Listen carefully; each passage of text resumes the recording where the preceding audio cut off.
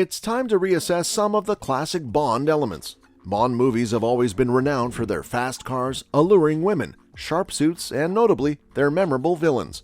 However, certain Bond tropes have become cliched and need a fresh perspective. A common theme in Bond films has been the physical deformities of villains, from the scarred faces of Blofeld to the recent antagonist Safin. This recurring motif had become predictable and, more importantly, reinforces harmful stereotypes about disabilities. It's high time to move beyond this simplistic way of defining villains. Now, considering potential actors for James Bond 26, let's begin with Edward Thomas Hardy, widely known as Tom Hardy. Now let's consider how Tom Hardy could play a villain in James Bond 26, compared to his past roles as antagonists. Tom Hardy is known for his versatility and ability to bring complex characters to life. He has portrayed villains in several films, and his performances have been outstanding. In Inception, Hardy played the role of Eames, a forger who could assume various identities in dreams. While Eames was not a traditional villain, he was morally ambiguous, and Hardy's charismatic performance added depth to the character. Hardy's ability to blend charm with a hint of unpredictability could make him a compelling Bond villain. He could bring a nuanced and charismatic antagonist to the screen, someone who challenges Bond in unconventional ways. Tom Hardy plays the legendary character of Bane in The Dark Knight Rises, a villain who is both physically intimidating and extremely brilliant. Batman had a strong opponent in Bane because of his intimidating demeanor and sly strategies. Hardy might embody the ferocity and strength he showed as Bane if he were to play a villain in a Bond film. Envision an enemy for James Bond who possesses not only a keen intellect, but also formidable physical prowess. The Bond series might take on a new dimension thanks to Hardy's experience playing these kinds of roles. Now, let's shift our focus to Cillian Murphy, another talented actor known for his versatility and compelling performances, often in roles with shades of gray. Cillian Murphy has played both heroes and villains, showcasing his ability to inhabit complex characters. In Christopher Nolan's Inception, Murphy portrayed Robert Fisher, a character who undergoes significant development throughout the film. Fisher starts as an unwitting target, but evolves into a more sympathetic figure as the story unfolds. Murphy's ability to convey depth and transformation in his characters could make him an intriguing Bond antagonist. He could play a character with layers, perhaps one who starts as an adversary but evolves in unexpected ways. Cillian Murphy is perhaps best known for his role as Thomas Shelby in the TV series Peaky Blinders. As Shelby, Murphy plays a charismatic yet morally ambiguous gangster. His performance in Peaky Blinders demonstrates his capacity to captivate audiences with a character who blurs the lines between hero and villain. If Murphy were to join the Bond franchise, he could bring a morally complex and charismatic antagonist, challenging Bond's principles and wits. Both Tom Hardy and Cillian Murphy have a track record of delivering compelling performances in roles that go beyond traditional hero-villain dynamics.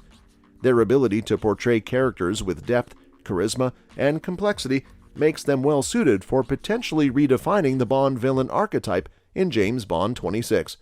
The film could benefit from their unique acting skills and the nuanced approach they bring to their roles, creating memorable adversaries for 007. Now, let's talk about Bond's love interests, often referred to as Bond girls. While they add glamour to the story, their roles often revolve around being a prize for Bond at the end of the film. Only 3 women, Tracy, Vesper, and Madeline, have had a profound impact on Bond as a character. It's time to move past the mandatory love interest trope and explore more developed relationships. Dame Judi Dench's portrayal of M has been one of the franchise's best additions. She added depth and complexity to the role. However, with the Craig era ending, it's essential to introduce new characters and not bring back old ones. Let these beloved characters rest and allow new actors to take on the classic roles like Felix or Tanner. The tone of Bond films has swung wildly from campy to gritty. Let's find a middle ground, combining the gung-ho intensity of Craig or Dalton with the class and style of Moore or Brosnan. Bond films in the last 20 years have often been filled with cynicism. It's time to return to the high adventure of the past, embracing the Bond's 1960s style and charm. A setting in that era could bring back classic cars, swinging fashion, and a thrilling Cold War backdrop. However, a period setting is unlikely due to financial concerns. Bond movies have relied heavily on product placements for brands like phones, cars, and razors. A 1960s setting could jeopardize this lucrative revenue stream. It's also time to reconsider the excessive use of gadgets. Over the years, Bond has been given everything from watches with lasers to cars with machine guns. Let's challenge Bond to rely more on his intelligence and charm than on a gadget for every situation. Killing off supporting female characters to create man pain is an old trope. Beyond a few exceptions like Tracy and Vesper, these deaths usually have minimal impact on Bond's character development. Villains, on the other hand, often waste opportunities to eliminate Bond by indulging in lengthy monologues. It's time for villains to be more prudent with their secret plans. Lastly, Bond's vulnerability to pretty faces has become a tired theme. Bond's judgment often clouds when dealing with women.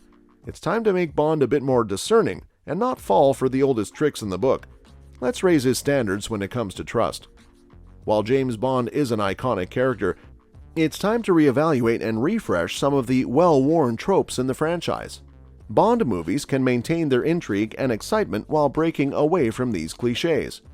Now, in the role of James Bond, Henry Cavill has certainly been a popular choice among fans to take on the iconic role of James Bond.